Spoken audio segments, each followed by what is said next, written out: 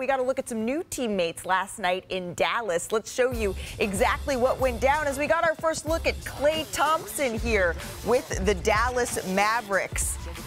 Luka Doncic kicking it out to Klay. Klay hitting what do you call that today? The midi. And then a little bit later here in the first, caught you sleeping. Off the inbounds, hits the corner three there.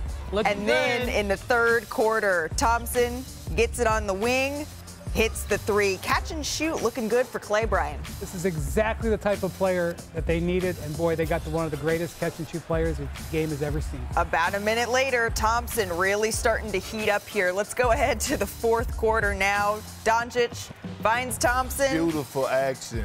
Screening for Derek Lively, then rolling, replacing Luka, finding Klay in the pocket. And then watch here. Come on. Luka, I mean, where is everybody? He's already running back. He's already running back. He's loving that. From the 99 to the 2000. Exactly, 77, knowing that that is going to be going in.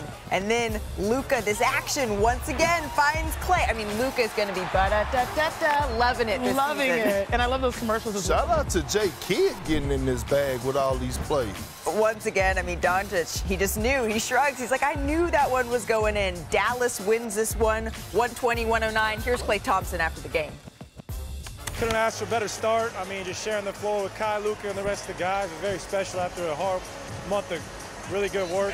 And to see it come to fruition was awesome. I just feel great. It's blue is my favorite color, and Mavs blue looks good on me, so I'm having a great time. And off to Phoenix we go, but wow, just incredible. It felt good to get this first one out the way and play well. So not satisfied, but I'm happy for what we did tonight.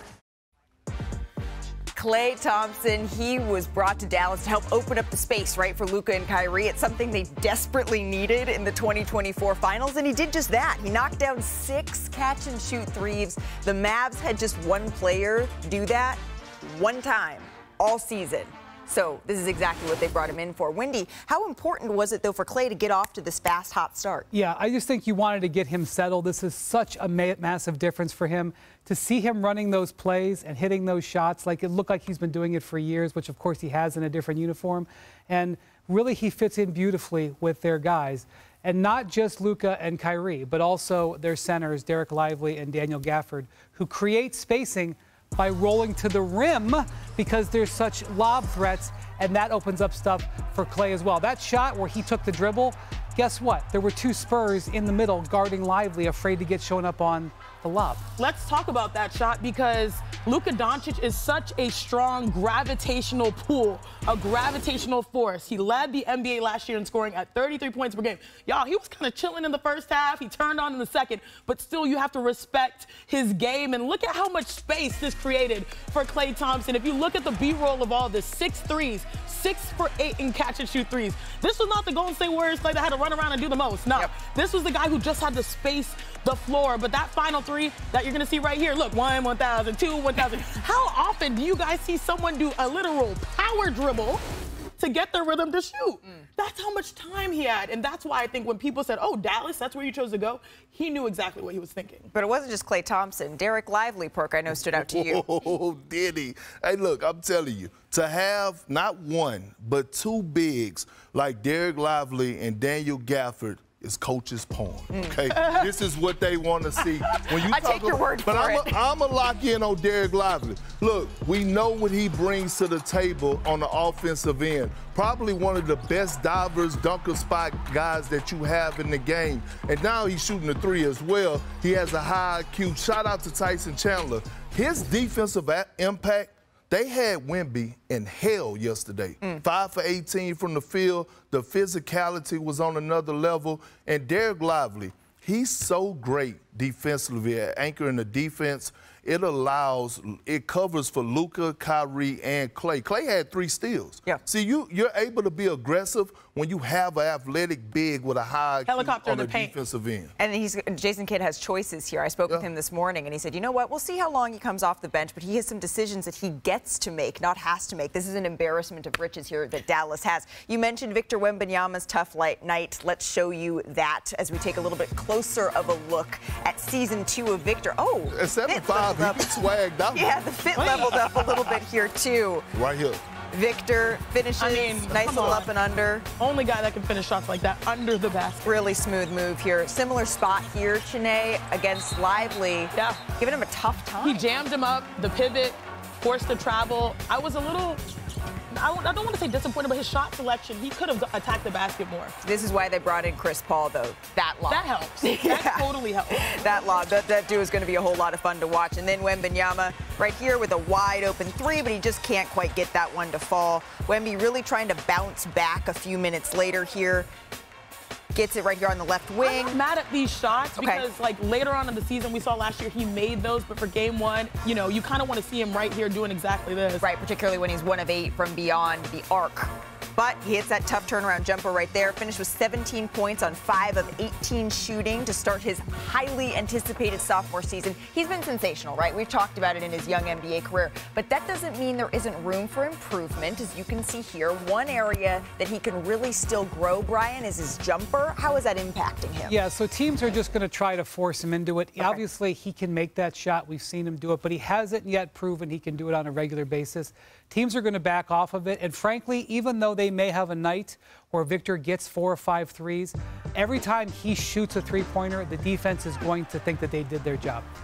Victor Wembanyama just trying to find a little bit of a rhythm here in this one. Chiney, does it concern you that much? No, he's going up against the Mavs, and we all know the Mavs made it to the finals, not just because of Luka, but also because of what Perk was saying. The defense, I mean, look at Lively just standing his ground. So I think this was a tough game one for him, where everyone knows they had weeks to plan for this. Right, and this is the Western Conference Finals. They're the Western Conference representative from last season, so it wasn't exactly an easy start here for the San Antonio Spurs.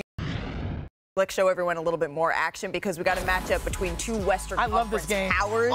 Denver and OKC. Out shorty. Look at J-Dub in the back, though. Hey, who's your braider? Shawnee's good out here, but that had to be Shawnee. Yeah, that had to be Shawnee. Shai Gilgeous-Alexander with a nice little jumper there. And then Gilgeous-Alexander once again just able to finesse on the inside. A strong first half. No one here can keep him in front. Star. Nobody. I mean, whether it's the mid-range, attacking the basket, he's one of the best at getting downhill. And then let's go ahead here, Perk, to the third quarter. Watch this two-man action between Chet Holmgren, SGA, throwing it down for the dunk.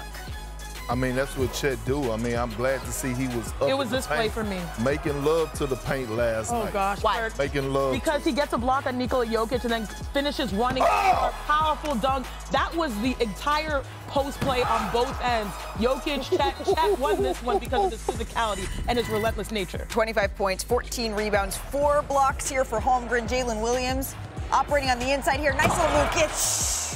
The one-handed slam. And then a few minutes later here, Gilgeous-Alexander with the steal takes it coast to coast for the nice little finish. SGA finished with 28 points, 7 rebounds, 8 assists. The Thunder win this one, 102-87. Perk, what impressed you most about this Thunder win? Chet Holmgren. I mean, he looked like a white version of Kevin Garnett last night. The passion, the rim rolling, the dunks, the board, 16 rebounds. I picked Denver. Look, I picked Denver yesterday on the show to win that game.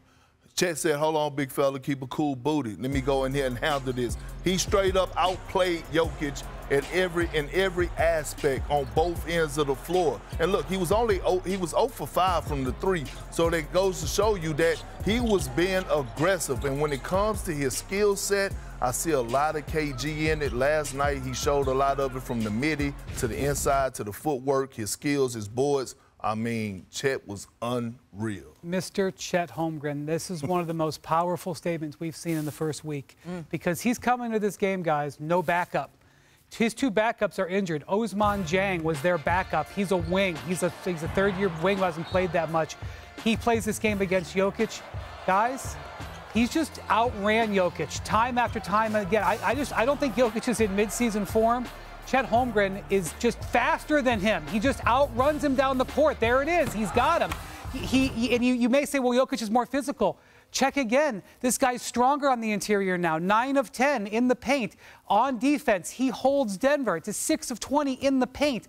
That is how you say, I want to be an all-star in this league with this type of performance in Denver on night 1. You know what's awesome? You talk about All-Star. How about MVP? Shai Gilgeous-Alexander was second in MVP voting. We all know what he's capable of, 28, 7, and 8. Right. But it was this play right here, and hopefully we have it, where it shows me what they're all about, the Oklahoma City Thunder. He chased down this loose ball. Look at the turnover here. Everyone here thought, oh, this is over, this play is over. No, this is the hustle. If you look at the score, I think it was 96 to 80. That's his commitment to playing every possession. When your best player is making plays like this that essentially don't matter when it comes to the score, you go as your team goes.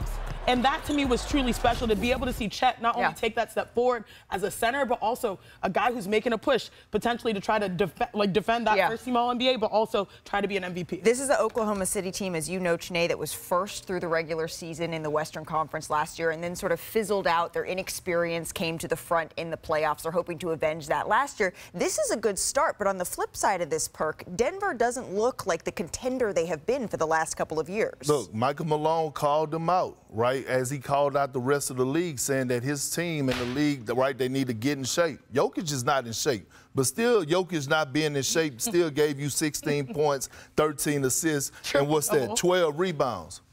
When is he going to get some help? I mean, Jamal Murray, help a brother out for once in the regular season. I understand he's made his name and his presence on what he's done in the postseason, but with them losing Caldwell Pope and trying to add so much youth into this lineup, like, he has to elevate his game. Can he be an all-star, all-NBA caliber player? I mean, help Jokic out. I mean, damn. I understand this one game, but this has been going on in the Olympics.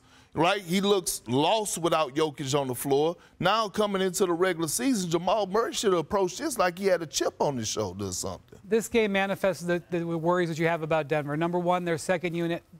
The Oklahoma City just dominated this game when the game went to the benches. Secondly, three-point shooting. Denver goes 7, I think, of 35, 36, 38, even worse. So it's hard to beat a team like Oklahoma City when those kind of situations. It's a new year, and I like that. Help a brother out. Is that a good thing we're going to go? Help a brother out.